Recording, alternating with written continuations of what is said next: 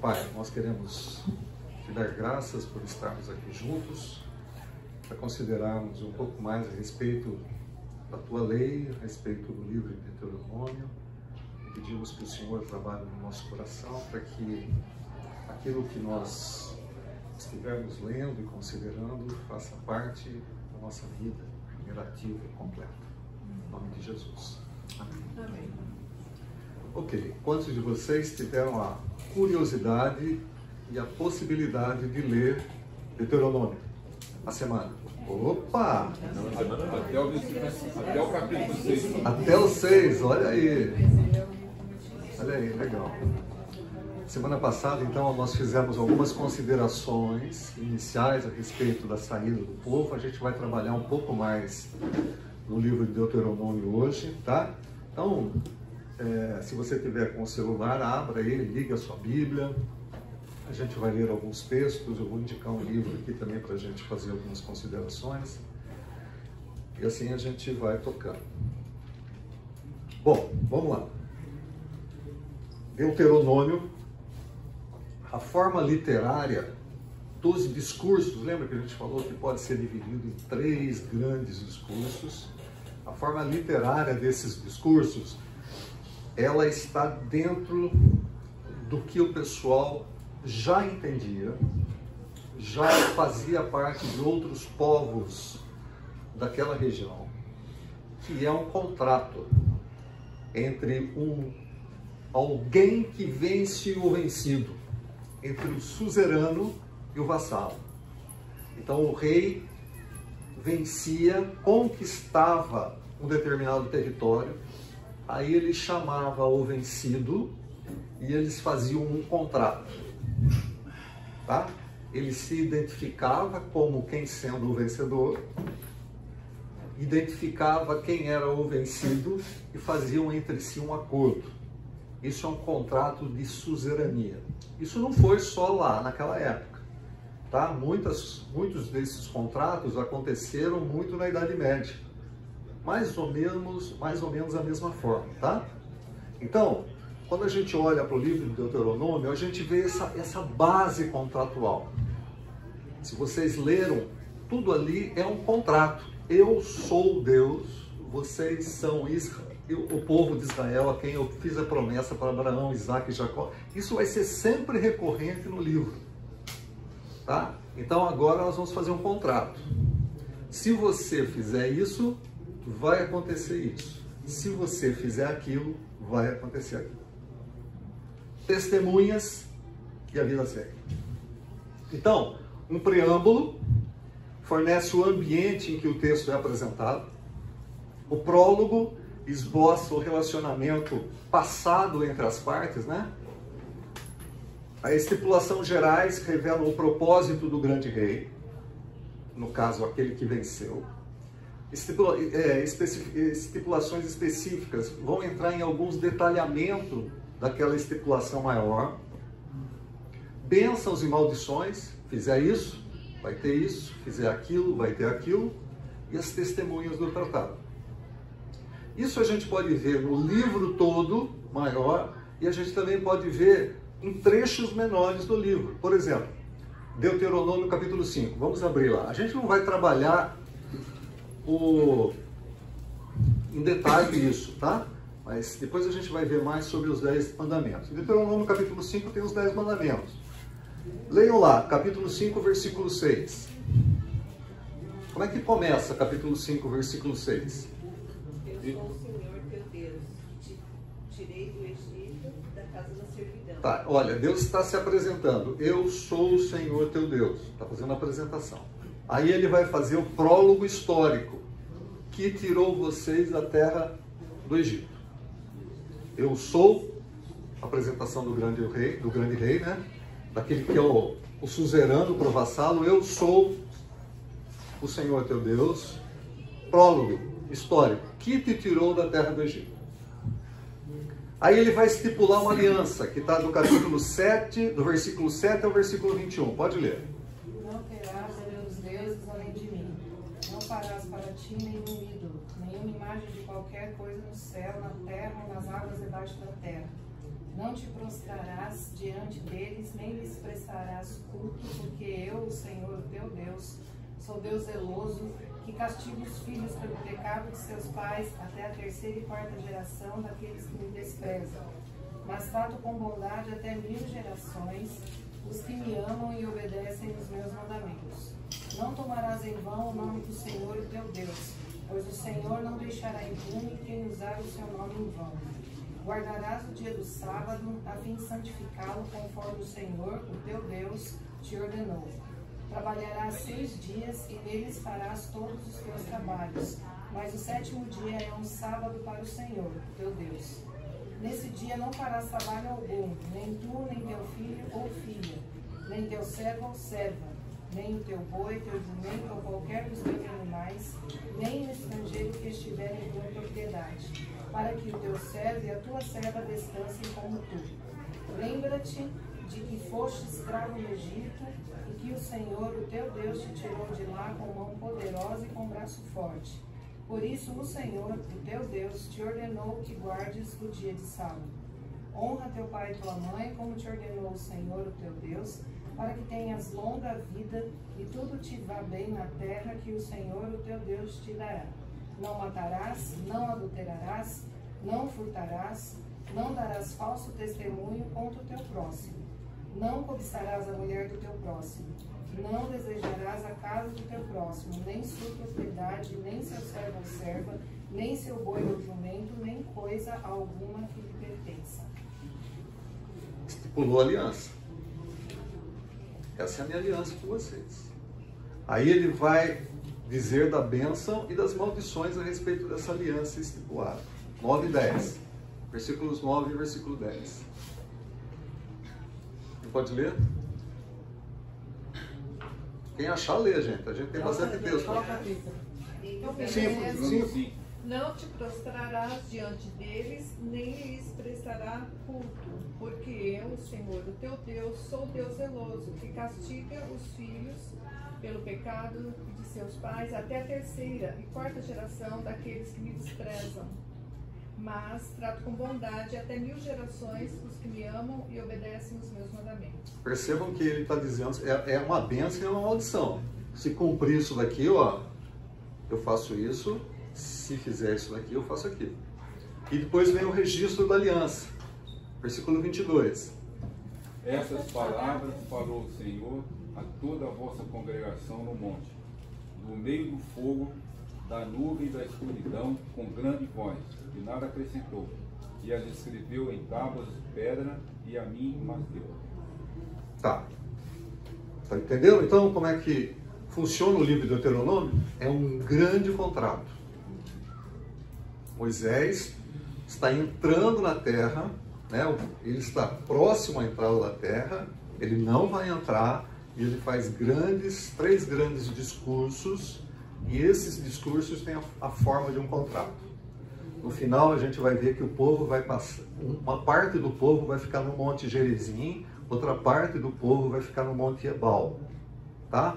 Uma parte significa a bênção, outra parte significa a maldição. E o povo vai passar pelo meio. Então, é assim.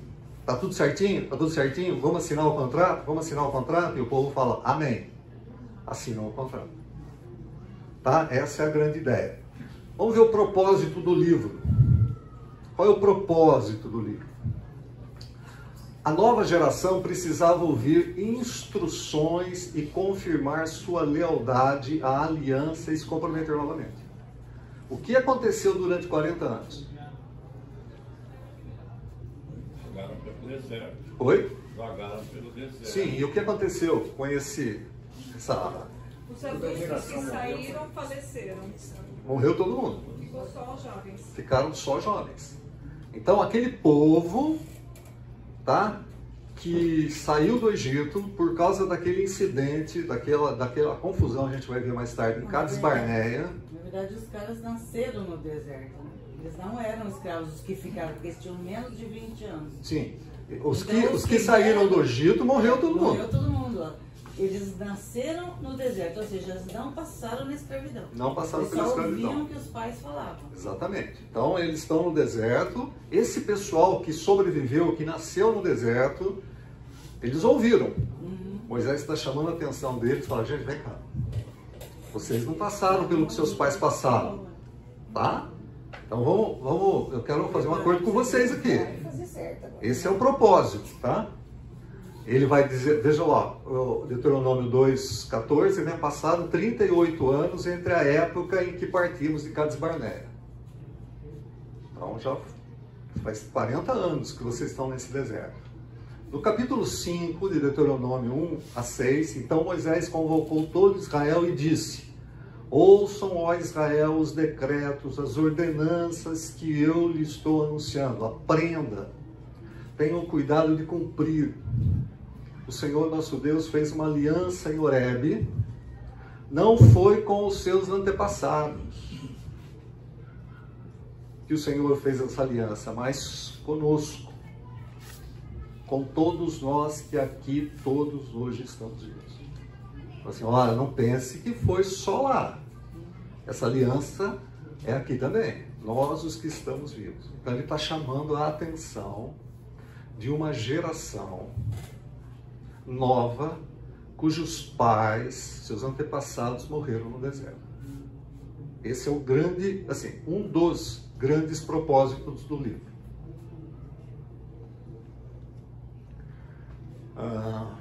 Cadê aqui?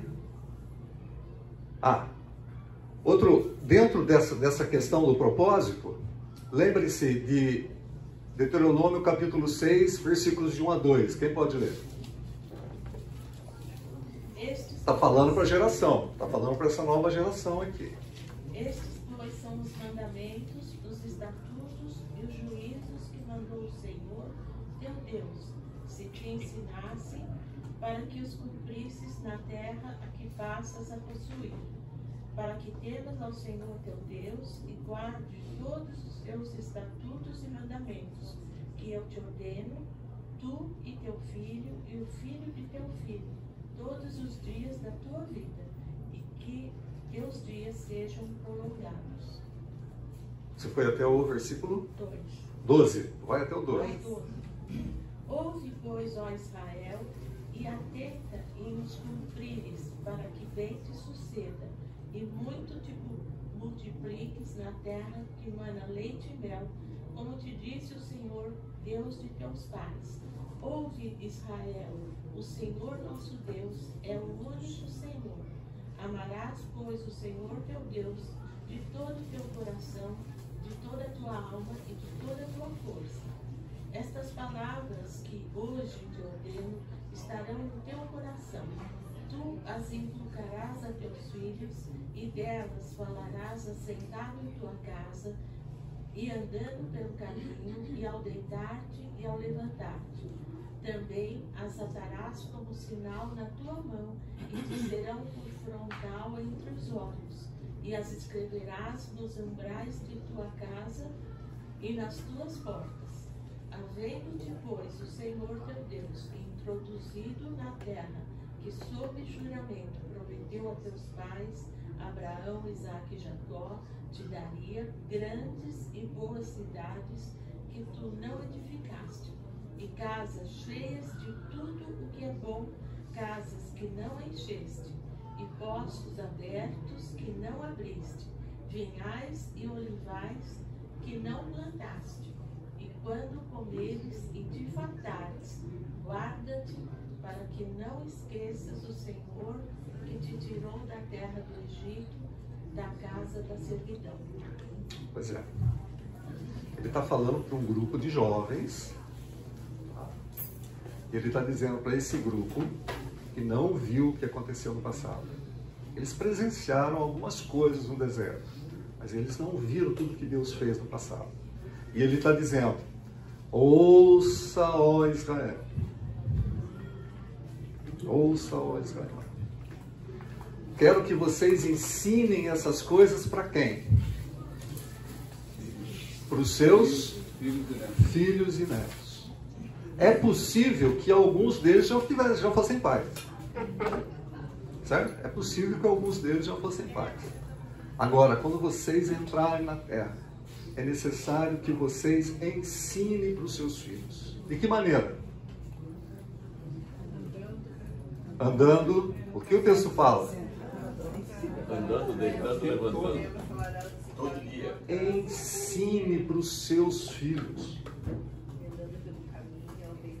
Ao deitar-se, ao levantar-se, caminhando, sentando. Ensine para os seus filhos. Por que, gente, era necessário eles ensinarem para os filhos?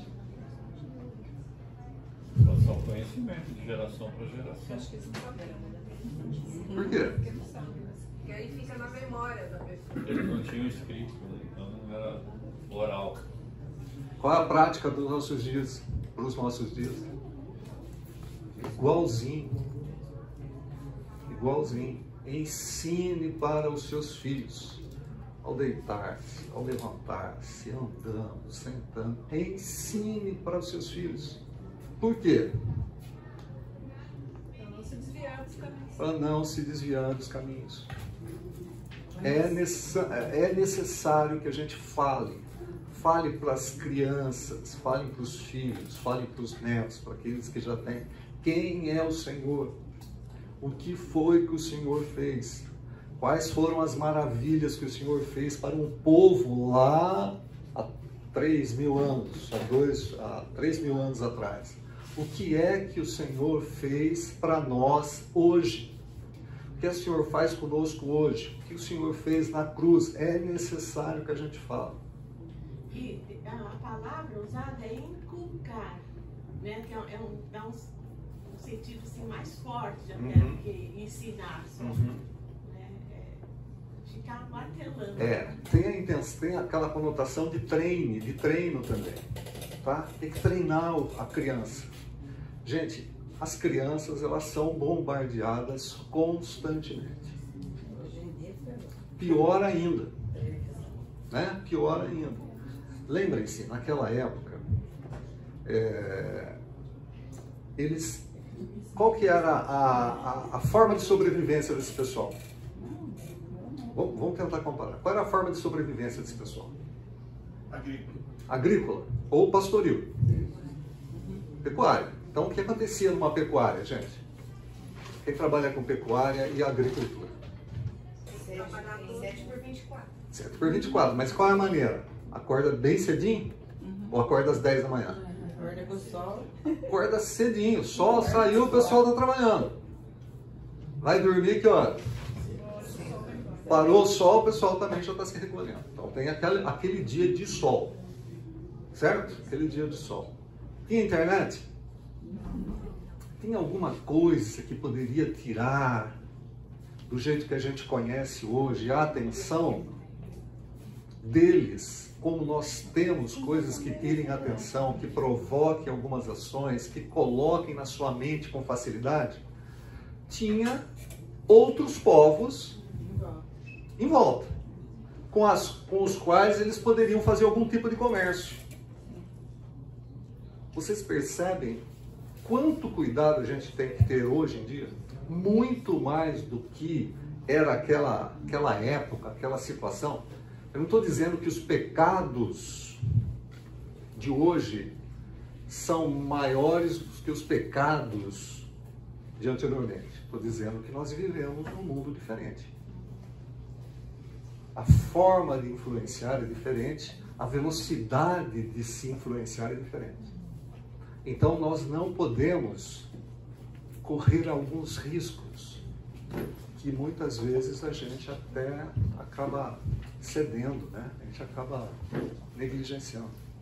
Temos que falar para os nossos filhos, temos que falar para os nossos netos, temos que falar de forma tal que eles conheçam quem é o Senhor.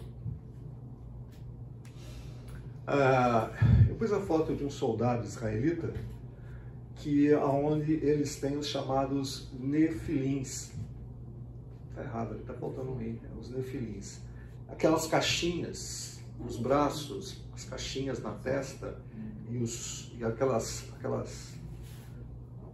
aquele tecido, né? Aquela fita, que é uma maneira especial deles fazerem também. Aqui nessas caixinhas tem textos de Deuteronômio, de Êxodo.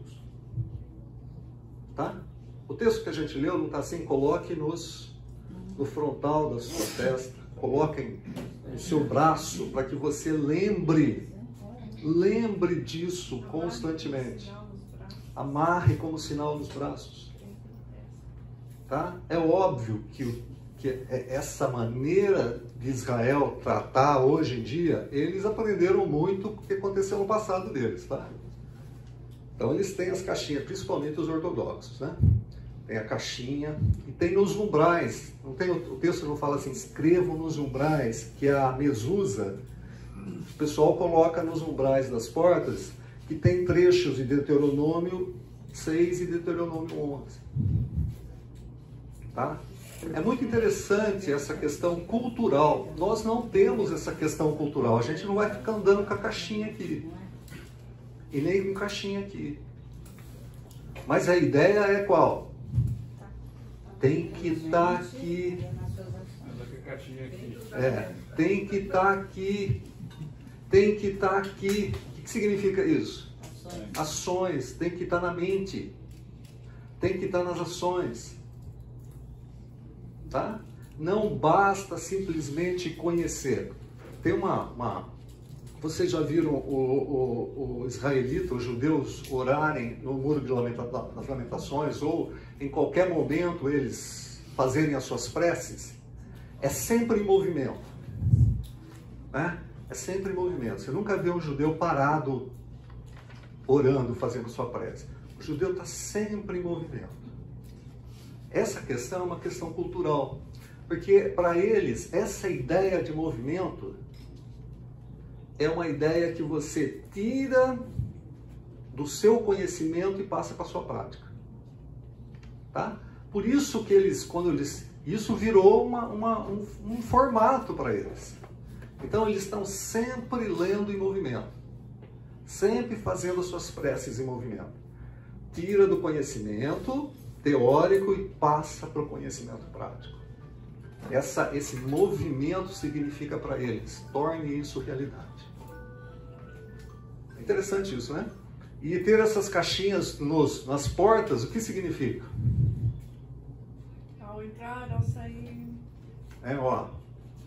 Essa casa é uma casa que leva a sério Deuteronômio capítulo 6. Ouve, ó Israel, o Senhor teu Deus. É uma casa que leva a sério. Nós não vamos discutir a religiosidade israelita, tá? Nós não vamos discutir judaísmo contra cristianismo ou x-cristianismo. Nós não estamos falando isso. Nós estamos falando modelo. Mas dentro dessa perspectiva seria muito interessante se a gente colocasse a palavra do Senhor aqui e colocar a palavra do Senhor aqui.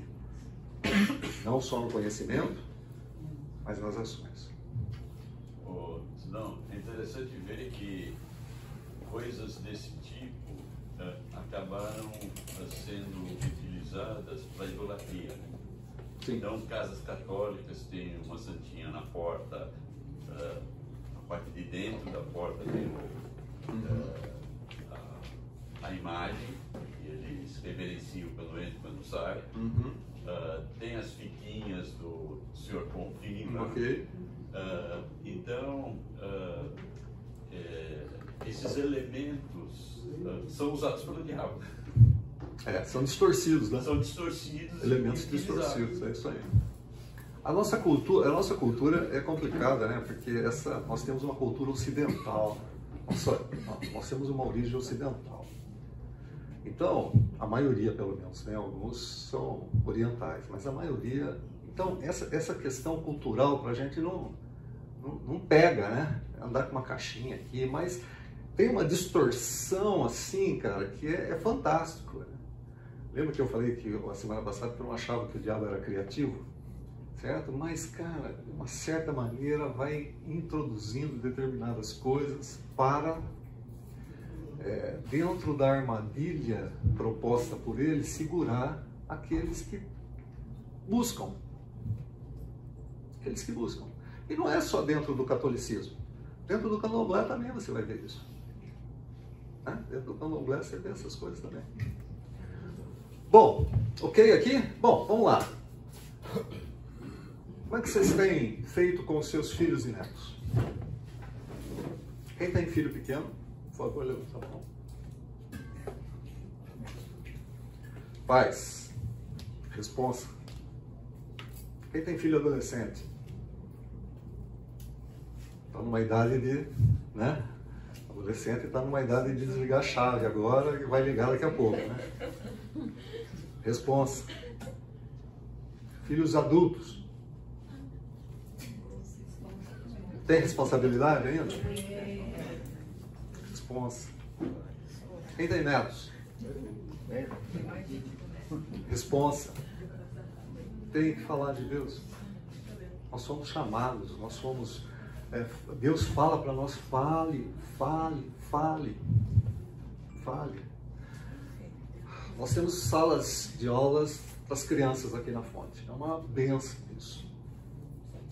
É uma benção. Tá?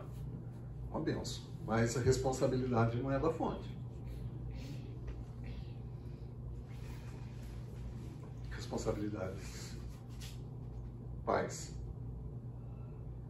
Concordam ou não? Sim. A gente não pode pegar os nossos filhos, colocar numa sala de aula e acharmos que acabou a nossa responsabilidade ali. Mas é uma bênção. A organização, o que tem para as crianças, muitas igrejas não têm. E não se dão ao trabalho de ter. Tá? Mas nós entendemos que é necessário. É um apoio para os pais, mas responsabilidade não é da Fonte, mas da igreja, responsabilidade dos pais.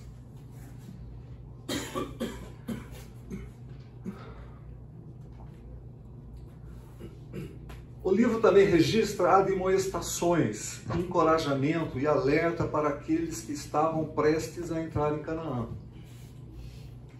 Vejam só, Deuteronômio 8, 11 a 20. Quem pode ler? Falei que a gente ia ler bastante texto, né? Vamos lá. Deuteronômio 8, 11 a 20.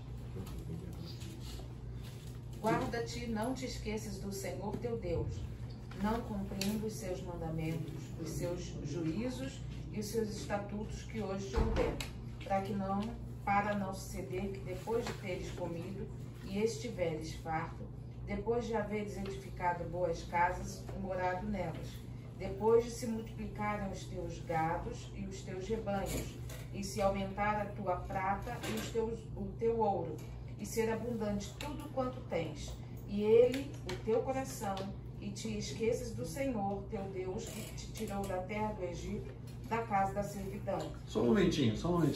Oi? Serve só para eles isso? O que vocês acham? Não esqueça do Senhor teu Deus. Em que situação que não é para a gente esquecer do Senhor teu Deus? Quando as coisas vão bem. Ou quando as coisas forem bem. Quando a coisa está ruim, né? Quando a coisa está ruim, a gente vai para Deus. Não tem jeito. Quando o avião está caindo. Quando o avião está caindo, não tem ateu, né? Quando o avião está caindo, não tem ateu. Mas quando o avião está legalzinho, ou quando a gente está conseguindo comprar o avião, né, já tem o avião próprio, aí o que a gente faz? Esquece. E é impressionante quando a gente estiver vendo Juízes. Tá? Esse texto aqui cai no esquecimento. Não esqueça, não esqueça. Por isso que ele fala, coloca na testa. Por quê? Para não esquecer. Não esqueça. É fácil. Foi fácil para eles esquecerem. E também é fácil para nós esquecermos. Não esqueça. Vão chegar dias que você não vai se lembrar do Senhor. Em Reis, lá tem Eles esquecem, né, totalmente, porque Josias, lá quando assume, um sacerdote acha na casa do Senhor o livro, aí Josias lê e aí ele retoma tudo, porque o povo já estava totalmente degringolado. A gente estava cultuando o monte de Deus. É impressionante na reforma de Josias. Olha, tem um livro aqui que fala isso. Então vamos voltar a praticar tudo, entendeu? O povo tinha esquecido totalmente. O texto de Josias é grande, a gente vai falar isso quando entrar aqui no livro de Juízes. É impressionante o que tinha no templo. É impressionante o que tinha no templo. Esqueceram do Senhor. Gente, a gente esquece. A gente esquece do Senhor, a gente esquece de orar, a gente esquece de ler, a gente esquece. Tá? Quando tudo... preguiça é uma boa, né? E quando tudo vai bem, a gente esquece mais ainda. Por favor, pode continuar? Que te conduziu por aquele grande e terrível deserto de serpentes abrasadoras, de escorpiões e de secura, em que não havia água, e te fez sair água da pederneira, que no deserto te sustentou com maná, que teus pais não conheciam, para te humilhar e para te provar, e afinal te fazer bem. Não digas, pois, no teu coração: a minha força e o poder do meu braço me adquiriram estas riquezas. Antes, te lembrarás do Senhor, o teu Deus, porque é Ele o que te dá força para adquirir riquezas, para confirmar a sua aliança, que sob juramento prometeu a teus pais, como hoje se vê. Se te esqueceres do Senhor teu Deus, e andares após outros deuses, e os servires e os adorares, protesto hoje contra vós outros que perecereis, como as nações que o Senhor destruiu de diante de vós, assim perecereis, porquanto não quisestes obedecer à voz do Senhor vosso Deus. Vocês vão se esquecer. Vocês vão achar que o braço forte de vocês é que fez essas conquistas. Né? Os braços fortes fizeram essas conquistas. Mas eu vou dizer uma coisa para vocês. Eu protesto hoje. Quando isso acontecer, eu vou punir vocês. Quando isso acontecer, eu vou punir vocês.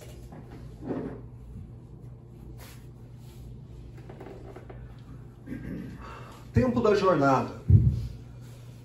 Gente, esse tempo de jornada, eu achei, pelo menos para mim, são 3 aprendizados no tempo da jornada. O primeiro é o tempo de aprender a lutar. Eles tinham que sair de uma terra onde durante 400 anos eles foram escravos. Tinham que chegar até Canaã. Lá em Canaã, eles iam encontrar todos aqueles povos que eles tinham que destruir. Só que eles não sabiam absolutamente nada de luta. Eles tinham que lutar. Eles tinham que aprender a lutar. Aqui é muito interessante porque Deus poderia eliminar todos aqueles outros povos. Deus poderia tirar aquele povo do Egito, tá? Deus poderia fazer o que ele fez, durante o dia uma nuvem protegendo o povo, durante a noite uma luz para que o povo caminhasse, e tudo bem, quando chegasse lá não teria mais inimigos nenhum. Mas Deus, vocês vão conquistar. Para conquistar lá, vocês têm que aprender a lutar. É interessante, em Êxodo 17, quando eles estão saindo do deserto, quando eles estão saindo do Egito, eles vão encontrar um povo chamado Amalequitas. Tá? Eles vão encontrar o primeiro povo que vai dar problema para eles, são os Amalequitas.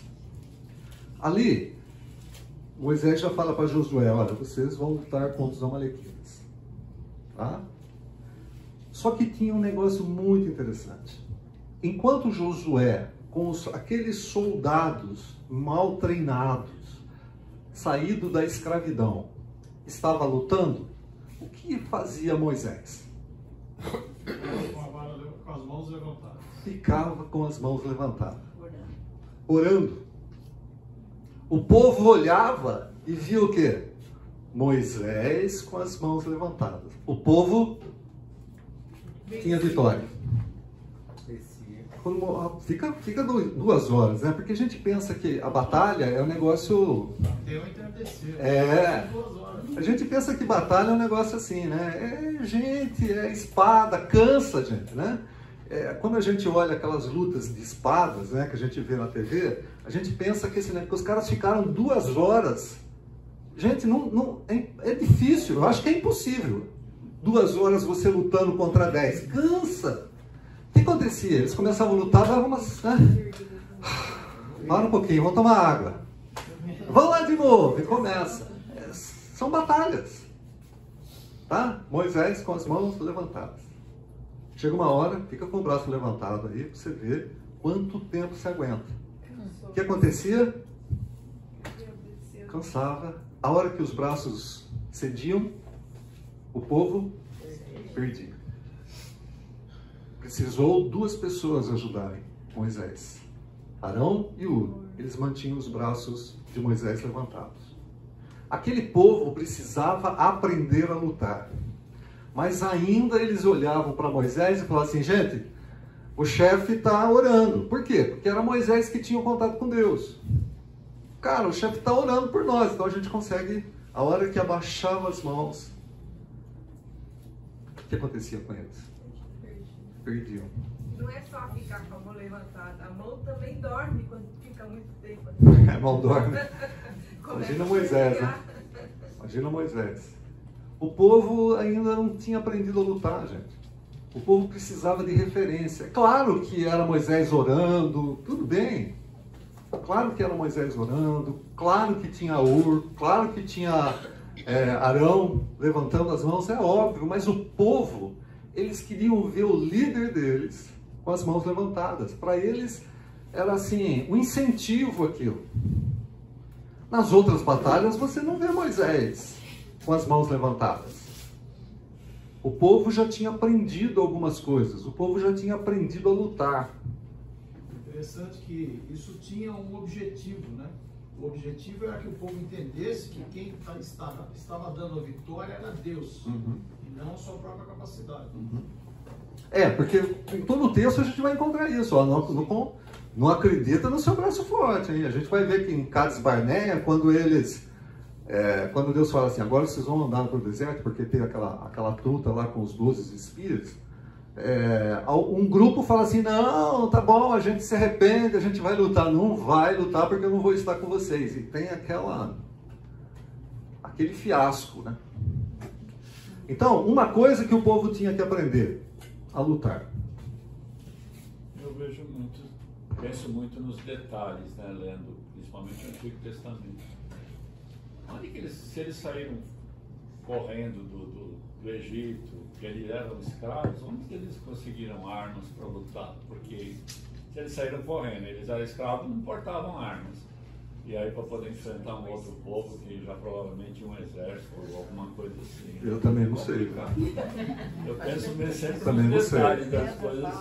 Eu não sei.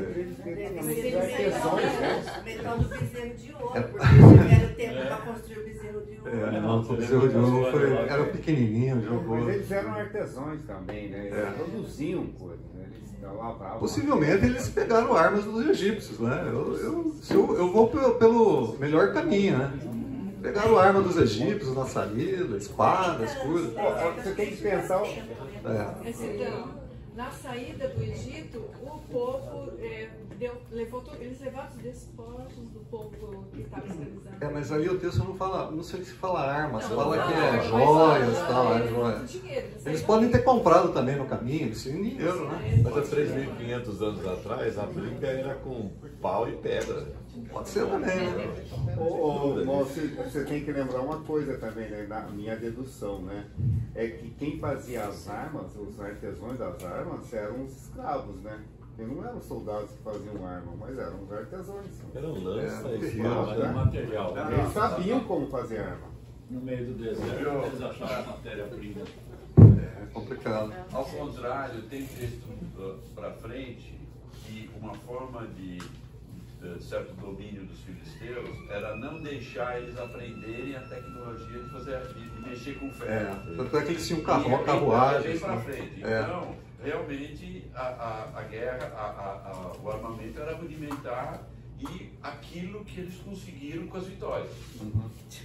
Então, é uma forma também que Deus não queria que eles se sentissem vitoriosos. Deus é que dava a vitória. Dependência. Você está acostumado com drone, com... A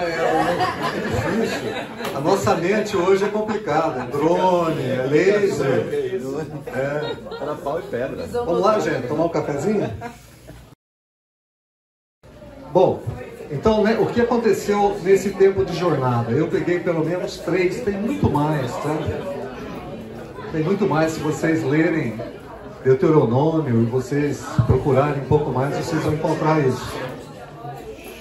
Vamos lá, vamos entrar, as ovelhas entrem, só ovelhas, só as ovelhas.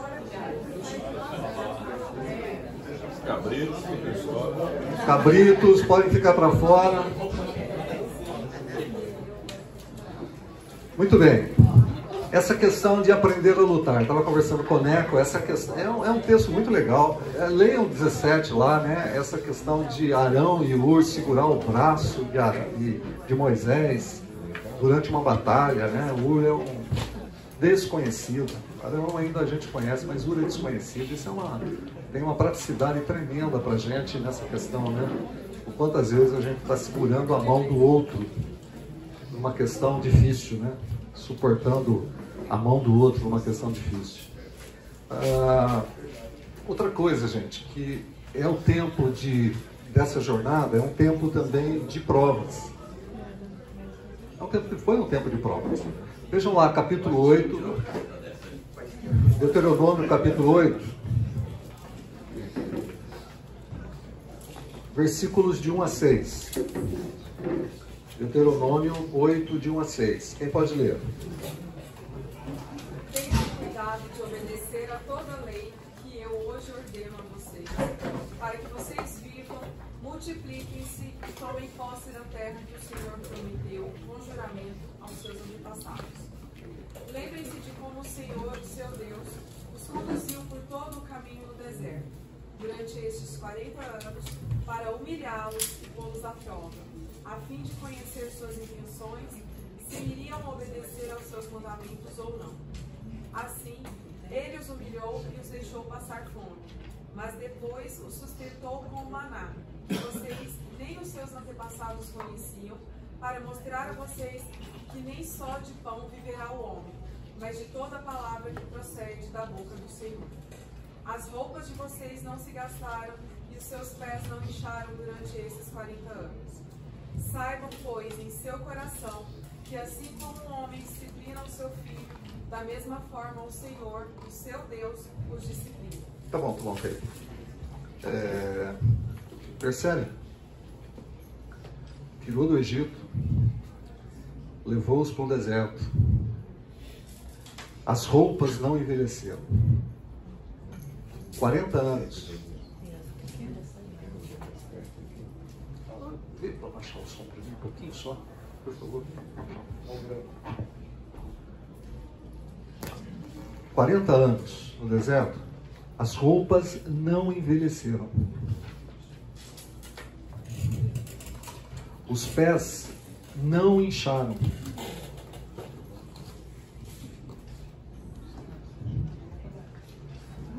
Vocês acham que eles estavam andando com bota de... Skechers. Tênis Nike? Jordans. E a questão do solo. Solo? Estavam pisando em grama toda a caminhada. Era um gramado, solo em toda a caminhada. O solo era ruim. O clima não ajudava. Aliás, só atrapalhava, porque deserto, frio à noite, quente durante o dia, sandálias. Os pés não ficaram inchados. Deus cuidou do corpo. Não, Deus não só não cuidou do corpo, Deus cuidou da roupa. 40 anos com a mesma roupa. Pelo menos lavar, eles lavavam, né? Pelo menos lavar, em algum lugar lavavam. A roupa não estragou. Não lavava. A roupa não estragou, gente. Você já pensou isso? 40 anos, ficar andando no deserto, a roupa não estraga? Era algodão egípcio. Algodão egípcio. Isso aí. Quantos fios? E o salário, ó. É isso aí. Sandálias. Mantiveram as sandálias. Então Deus cuidou. E detalhes. A gente vai ver mais tarde ali que deu maná, deu carne, deu pão, deu carne. O que Deus estava fazendo com aquele povo? Provando. O que é que Deus estava falando para aquele povo? Vamos ver o que é que vocês têm no coração. 40 anos no deserto e Deus conversando, falando para eles: nós estamos vendo o que vocês têm no coração. Pergunta: Deus sabia o que eles tinham no coração? Bom, se vocês pensarem que Deus não sabia o que eles tinham no coração, nós estamos caindo no teísmo aberto. Acredito em Deus, mas Deus reduzido. Ele não sabe o que o ser humano tem no coração. Então, revejam o seu conceito sobre divindade. Se eu acho que Deus não sabe o que eu tenho no coração, reveja o seu conceito sobre divindade. Tá? Então, por que o texto fala assim? Para ver o que é que vocês tinham no coração. Eles tinham que saber. Vocês têm que saber o que é que vocês têm no coração. Quando nós passamos por provas, Deus sabe o que está no nosso coração? Sabe. Mas nós não sabemos o que está no nosso coração. Então Deus coloca provas nas nossas vidas para que nós entendamos o que está no nosso coração. É isso que Tiago vai dizer lá em capítulo 2. Capítulo 1. Quando vocês estiverem passando pela prova da vossa fé, fiquem felizes. Por quê? Porque o intuito disso é torná-los íntegros e perfeitos. Para torná-los íntegros e perfeitos, é necessário que vocês vejam o que está dentro de vocês. Isso é a prova da fé. Ainda Deus vai falar assim: olha, Tiago, se vocês precisam de sabedoria, peça a Deus, que lhe dá de maneira generosa. Ou seja, quando você estiver passando por essa situação, Deus está me provando para ver o que eu tenho no coração, e eu não estou entendendo tudo isso, vá diante de Deus e fala: Senhor, me dê sabedoria, eu não consigo ver. E Deus, e o texto diz, Deus te dá generosamente. Era um tempo de provas. Aquele pessoal precisava entender o que é que estava no coração deles, porque eles ficaram 400 anos dentro de uma nação politeísta. Eles precisavam entender exatamente o que é que eles tinham aprendido, o que é que eles tinham considerado nisso tudo, e o que eles tinham internalizado, o que fazia parte da vida dele. Vocês serão provados. Deuteronômio capítulo 32, versículos 10 e 12. Numa terra deserta, ele o encontrou. Numa região árida e de ventos uivantes. Ele o protegeu e dele cuidou. Guardou-o como a menina dos seus olhos. Como a águia que desperta a sua ninhada, paira sobre os seus filhotes e depois estende as asas para apanhá-los, levando-os sobre elas. O Senhor sozinho o levou.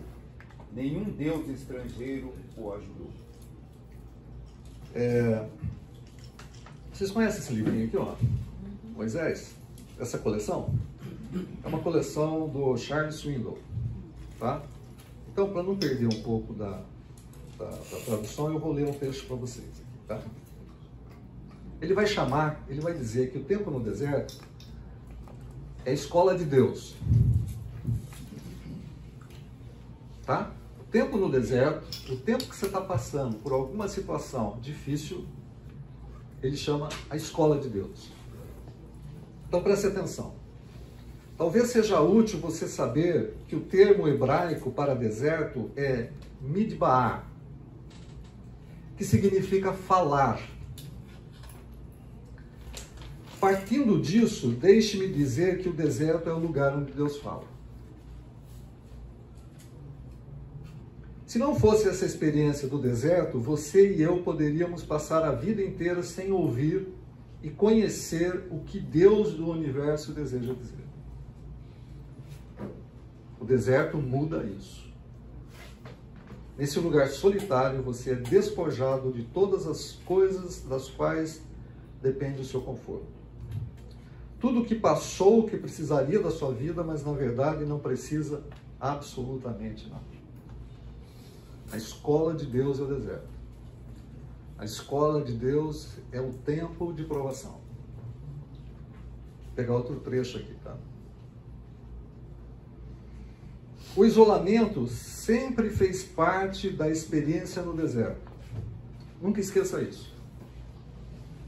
Uma vez que Deus encontra o deserto de que você precisa, Ele faz você descer do ônibus e continua a viagem. Ele está fazendo a ideia assim, entra aqui no ônibus comigo. Quando chega num determinado deserto, ele abre a porta do ônibus e fala assim, desce, e vai embora. Aí você pensa em algumas coisas. Deus foi embora. Onde Ele está? Ele me deixou nesse lugar. Em meio a essa penosa experiência, você descobre que não pode mais fazer as coisas que antes lhe era permitida. O medo se instala. Você diz a si mesmo, vou perder os meus dons, vou perder as minhas utilidades, fui esquecido, Deus me deixou para trás, o tempo está acabando, não vejo oportunidade para mim, jamais vou sair desse lugar. A escola de Deus no deserto, o que fez com o povo, muitas vezes pode estar fazendo conosco.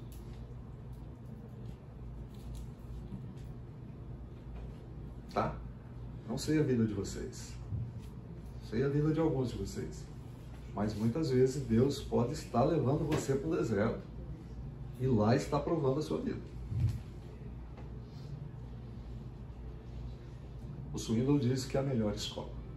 É ali onde a gente vai passar por um aprendizado exclusivo de Deus.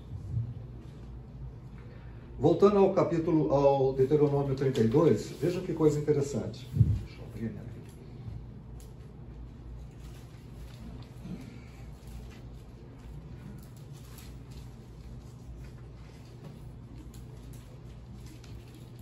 Numa terra deserta, ele o encontrou. Numa região árida e de ventos uivantes. Ele o protegeu. Primeira coisa, protegeu. Ele cuidou. Ele guardou como a menina dos seus olhos. O Senhor sozinho o levou. Nenhum Deus estrangeiro o ajudou. No deserto, aquele povo estava sozinho. Eles dependiam de Deus. E Deus estava trabalhando na vida deles. Não era para ser assim. Porque a gente vê as reações que eles tiveram. Diante das provas, eles tiveram algumas reações muito condenáveis. Mas também a gente faz isso. A gente está sendo provado. Diante das provas, nós temos reações condenáveis. Nós precisamos ter sabedoria. Mas nessa prova é ele que leva, é ele que cuida sozinho. Ele não pega deuses estranhos, situações estranhas para ajudá-lo nessa caminhada. Ele começa a obra da prova e termina a obra da prova. Então, Israel, nação, tempo de aprender a lutar, tempo de provas. Talvez nós estejamos passando por elas. Provas. Alguém quer falar alguma coisa? É interessante, né? Às vezes a gente pensar que o deserto que Deus nos coloca, às vezes Deus começa a fazer dele um lugar habitável. Coisas começam a acontecer, né? Um exemplo que eu gostaria de compartilhar é que eu nunca gostei muito do lugar onde nós moramos, especialmente a rua. Não sei se é porque eu cresci ali, brinquei, e tenho umas lembranças tão... Enfim, eu sempre falei, Deus, eu não gosto daqui, não gosto desse lugar, não gosto dessas pessoas, eu queria mudar daqui. E faz 40 anos que nós moramos ali. Ou seja, o deserto que eu entendi que eu estava, eu permaneci. E eu comecei com a maturidade perceber que existem coisas que Deus foi mudando no meu coração. E hoje eu posso dizer que eu amo aquelas pessoas. Comecei a falar de Jesus para algumas pessoas, fui levar literatura para algumas que acharam até que eu estaria vendendo. Comecei tudo de novo, não, vem cá, deixa eu te explicar, tô falando de Jesus.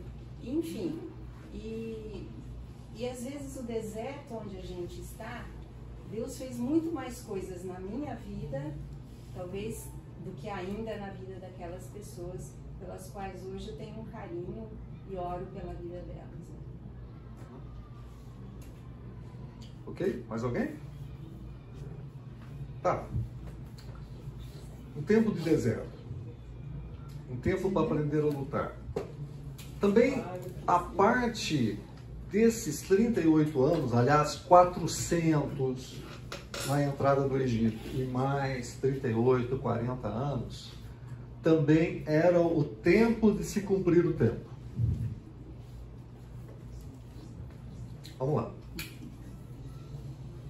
Deuteronômio capítulo 9.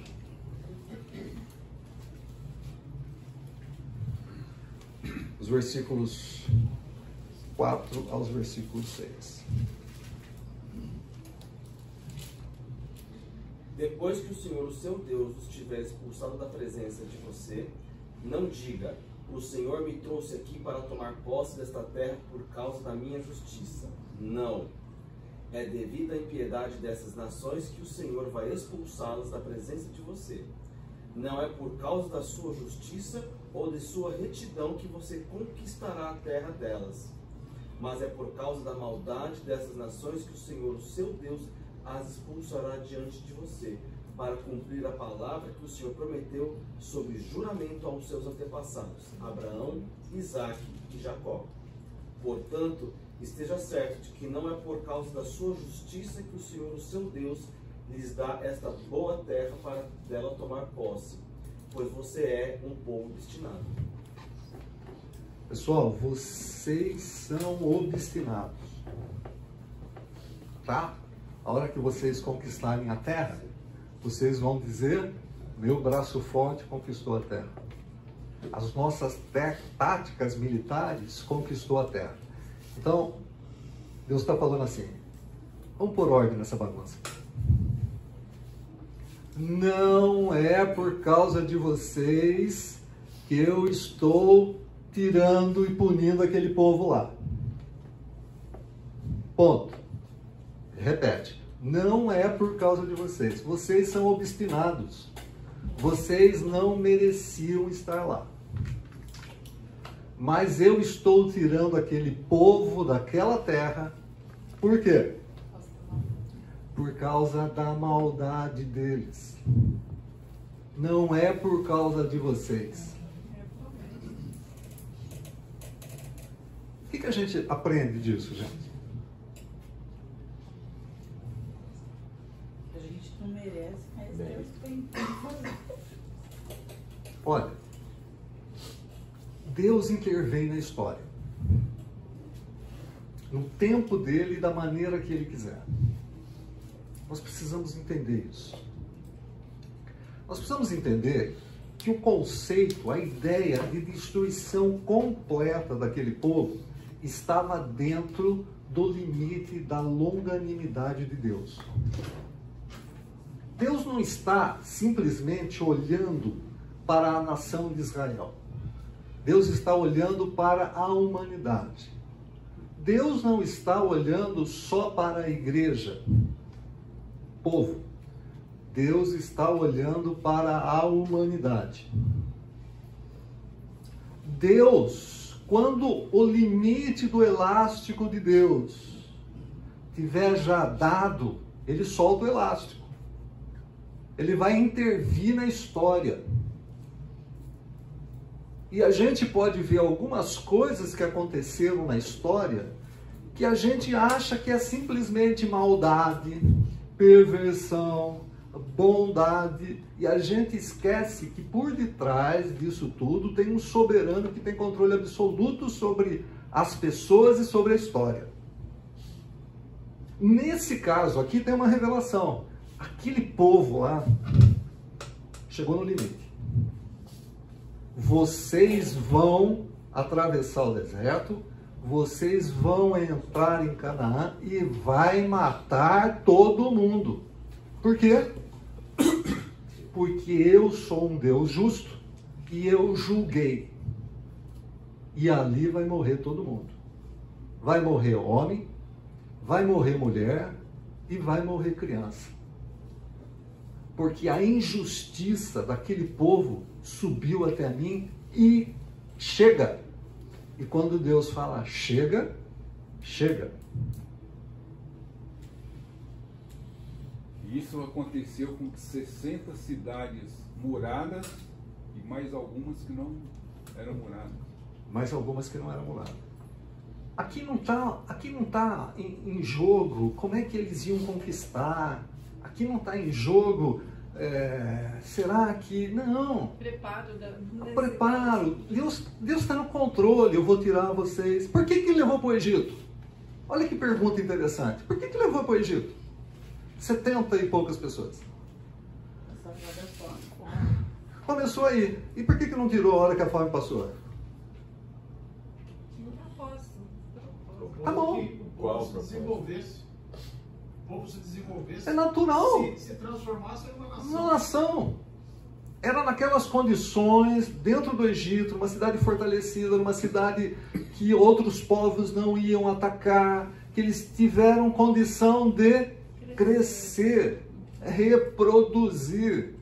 E de forma mais humilde, né? E de forma mais humilde. E depois é óbvio, tem o problema lá que o pessoal transforma em escravo? Tem. Mas foi nessas condições que Deus falou assim, vocês vão crescer como nação aqui. Deus olhou para toda essa situação e não tinha outro lugar para colocar aquela nação. Tá? Nação cresce, bom, agora chega, vamos embora. Por que chega agora? Por que 400 anos depois? E não 357 ou 572? Por que 400 anos? Por que 400 anos? Tinha prometido lá a Abraão. Sim, mas ele prometeu. Que era 400 anos. Ele prometeu 400 e pouco lá, tem aquele negócio da gente chegar. Por que esse período de tempo? Para ter que necessário. Para quê? Para se formar esse povo. Por quê? Também. E aqueles outros povos que Deus manda destruir?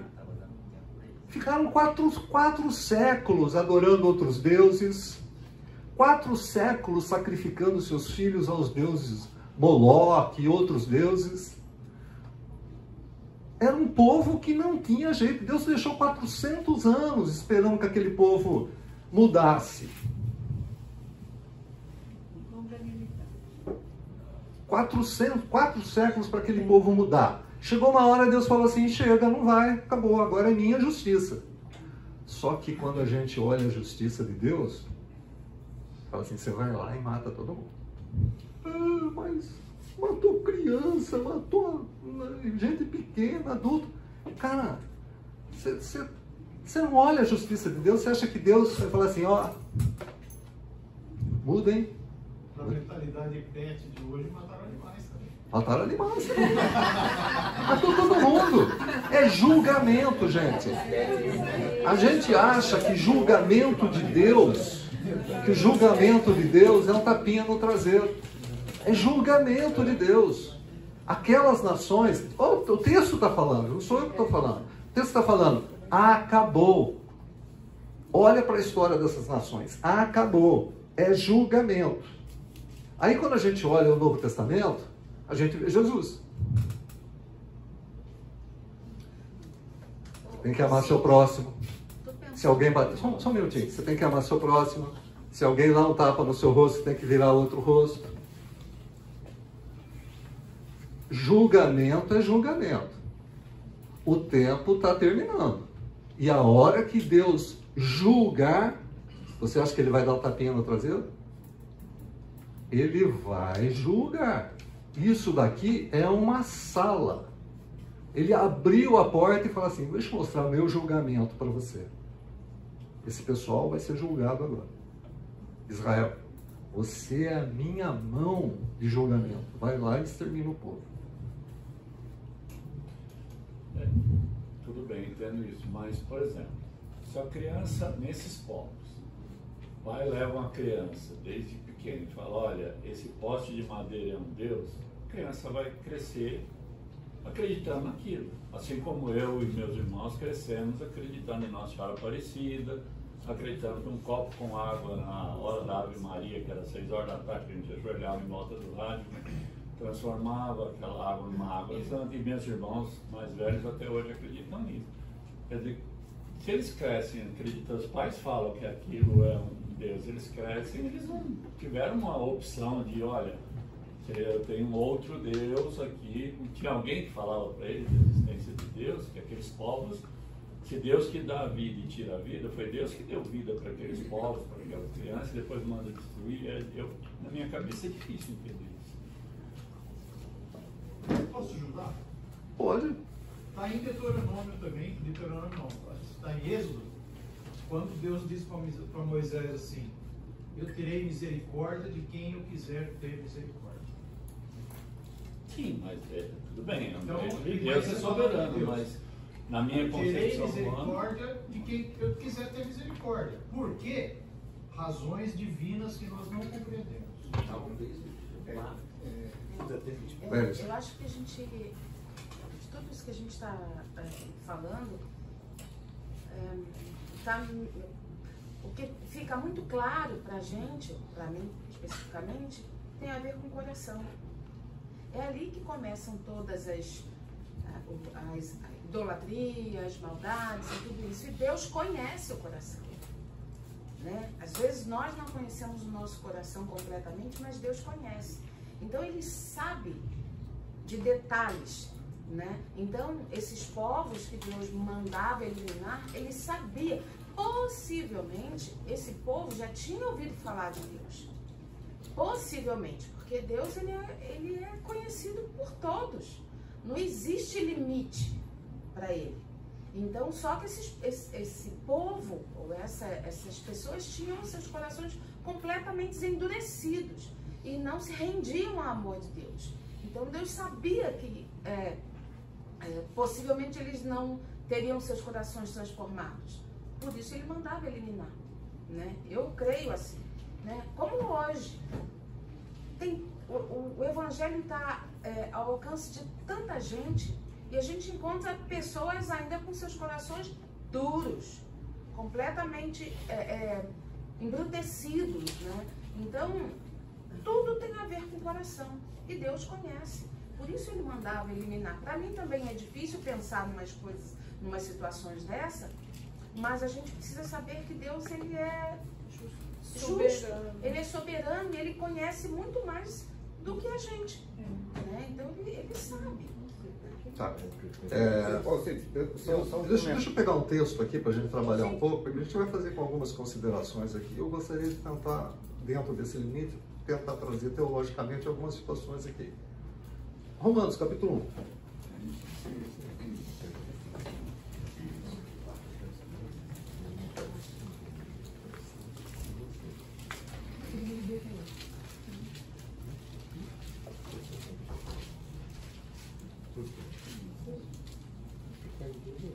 Romanos capítulo 1. Acharam? A partir do versículo 18.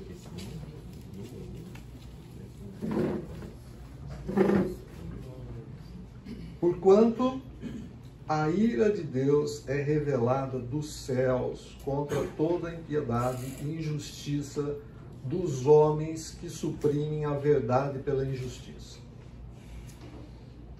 Pois o que de Deus se pode conhecer é manifesto entre eles, porque Deus lhe manifestou.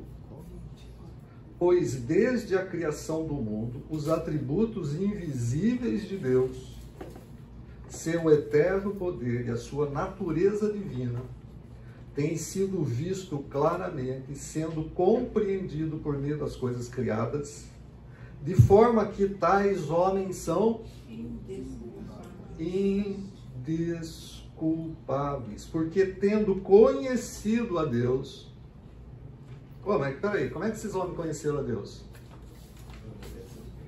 Deus se revelou de uma maneira geral para todos os homens. Todos os homens. Independente de algum profeta, independente de algum crente, de algum evangélico, de algum católico, de algum padre, de algum pastor falar do evangelho, Deus se revelou a todos os homens. Por isso os homens são indesculpáveis. Homem algum vai poder chegar diante de Deus e falar assim, mas ninguém foi falar para mim. Esse é o problema. Deus vai tratar desse problema de outra coisa. Você recebeu uma revelação que era para você me buscar. Você não me buscou. Quando a gente olha para aqueles povos, eles sacrificavam seus filhos para os deuses deles. E as crianças?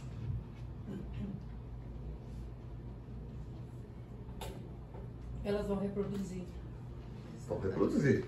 Mas Deus, quando olha, ele olha a nação, ele está olhando o povo, assim, vai todo mundo. Mas pera um pouquinho, mas as crianças... gente, deixa Deus julgar essa questão.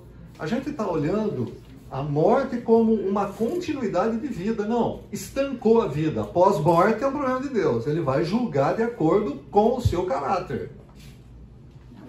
Ele vai julgar de acordo com o seu caráter. Crianças não são julgadas. Não vamos entrar nesse mérito aqui. Não, é outro... criança mesmo, tá não, continua sendo pecador. O problema é como é que Deus vai tratar essa questão. E vai tratar aqui, eu acredito que vai tratar conforme Romanos fala aqui. Vai ter que saber se conheceu ou não conheceu, mas tudo bem, deixa quieto aqui. Vamos falar sobre aquele povo. O povo foi julgado e condenado. Deus interviu na história. Está fora do princípio que ele estabeleceu? Não. Eles tiveram todas as oportunidades para se voltar para Deus, todas, mas foram julgados. Por quê? Porque Deus não aguentava mais essa expressão. Deus não aguentava mais ver aquilo tudo. O elástico foi puxando, Deus foi puxando, puxando, já soltou o elástico. Agora é a espada. Que nem a história do dilúvio. Como a história do dilúvio. Eu falo assim, todo como a história de Sodoma. Todo julgamento tem uma sentença, e a sentença de Deus é justa, né? Embora nós, o conceito de justiça nosso, né, da humanidade, seja diferente. Na realidade, ele deu uma sentença ali. E funciona também uma coisa, lembrando-nos de. Lembramos que o julgamento de Deus realmente é pela espada. Nós temos que lembrar, porque nós hoje, nós também, você vê muito, até, vamos falar do mundo cristão, muitos que têm, na realidade, um Cristo hoje que é conveniente a ele. Então a gente vê muita coisa, essa influência que tem, digamos, de mídia até que você já colocou, nós criamos, às vezes, um Deus, um evangelho conveniente a nós, que é fácil da gente seguir. Né? Então a gente também tem que lembrar do julgamento de Deus. Sim, e assim, Deus vê o quê? Intenção. Deus vê coração, Deus sabe do que está falando. Então, nós não podemos retirar de Deus o seu justo juízo. Por quê? A gente reduz Deus. Não é assim. Deus não pode ser reduzido. Não pode tirar o justo juízo de Deus dessa maneira. Ele age, ele intervém na história. Mas pera um pouquinho. Lembra do pau que bate em Chico? O pau que bate em Chico bate em Francisco. O pau que bate em Chico bate em Francisco. Quando ele olha para você, onde é que está a longanimidade dele? Onde é que está o elástico aqui? Deve estar bem esticado. Ela está com as estrias elásticas. Eita, o elástico está puxando. Senhor, nos solta este estilingue. Senhor, nos solta este estilingue. Não solta esse estilingue. Por quê? Porque Hebreus fala que ele disciplina os filhos a quem ele ama. Não é só aqueles camaradas lá. É nós também. O pau que bate em Chico, bate em Francisco. Deus continua sendo o mesmo Deus. Pode falar. Então, uma coisa que eu vejo também são consequências das escolhas feitas, né? Como eles não quiseram atender aquilo que Deus estava mostrando, eles arcaram com as consequências, inclusive das crianças. Sim. E isso acontece com a gente também. Nas nossas escolhas, Deus vai trazer as consequências dependendo daquilo que a gente escolheu. Sim. Existe responsabilidade aqui, não pode ser tirada a responsabilidade. E a gente não pode perder a noção da soberania de Deus na história. Isso. Provérbios 16:4 diz assim: o Senhor faz tudo com um propósito, até os ímpios para o dia do castigo. Pois é. E ainda, é assim, esse negócio é um troço, né? É um negócio que a gente pode viajar. A soberania de Deus e a vontade humana. Tá? Como é que esse negócio anda junto? A soberania de Deus e a vontade humana. Quando você olha para a Bíblia, você fala assim, existe a soberania de Deus. Quando você olha para a Bíblia, você fala assim, tem a vontade humana. Só Deus consegue fazer isso. Só Deus consegue trabalhar com essas questões. A soberania de Deus e a vontade humana. Por isso que ele é Deus. Né? Ainda bem, né? Entende. Por isso que ele é Deus. Ainda bem. Ainda bem. Né? Ainda bem. Você falou uma coisa e eu acho que é o ponto-chave de tudo isso. A gente não pode perder de vista que esse julgamento é um julgamento terreno. A gente não está tratando aqui de um julgamento escatológico. É terreno, onde também o povo de Israel estaria de novo sendo provado a obediência. Vamos cumprir o que eu estou falando? Vamos fazer a eliminação que eu estou pedindo? E tem essa figura aqui que a gente tem que analisar. E foram julgados, né? Exatamente. Quando a gente olha aqui, eles também foram julgados. Se vocês a gente vai ver, não vai dar mais tempo. Você vai ver numa rebelião que teve aqui, 25 mil morreram. Certo? Ele ainda está trabalhando no povo. Ele está trabalhando no povo. O que vai acontecer depois? Gente, o que a Bíblia revelar para nós, a gente fala assim, vai acontecer isso. O que a Bíblia não revelar para nós, vai assim, acredita no caráter. Por quê? Porque esse Deus é o Deus que eu creio. Se Deus for menos que isso, eu não creio mais nele. Não posso crer num Deus que eu acredito que seja onisciente, onipotente, onipresente, e eu reduzo o caráter dele, achando que ele vai julgar errado. E nessa redução, eu acho que inclui a nossa ansiedade de querer explicar tudo, entender tudo, e eu quero encaixotar, e eu quero saber por que ele matou, por que ele deixou, porque... E aí Deus começa a ficar muito pequeno, porque eu vou explicar a Deus, eu vou ter essa ousadia. É o problema. Então eu acho que a gente tem que realmente descansar na fé dos atributos que tem nos conduzido, né, o tempo todo. Tem situações difíceis. Essa situação que a gente olha e mata todo mundo é uma situação complicada. Por quê? Porque a nossa mente, lembra que a gente estava falando semana passada, a nossa mente é ocidental, do século 21, do século 21. Cara, a gente está pensando com computador, a gente não tem mais livros. E a gente ainda coloca, por mais que a gente saiba da eternidade, a gente coloca como se a morte ali foi o que acabou. Acabou. Nós não conseguimos trabalhar essas questões. Nós temos a mente aqui no século 21 e a gente olha para o século 3, 4 antes de Cristo. Milênio, 3, 4 antes de Cristo. E fala assim, não era para ser assim. Não era para ser assim. Mas não era para ser assim ainda hoje. A nossa cabeça é muito pequena, para entender, né? Nós somos muito limitados, então... também que Deus não é.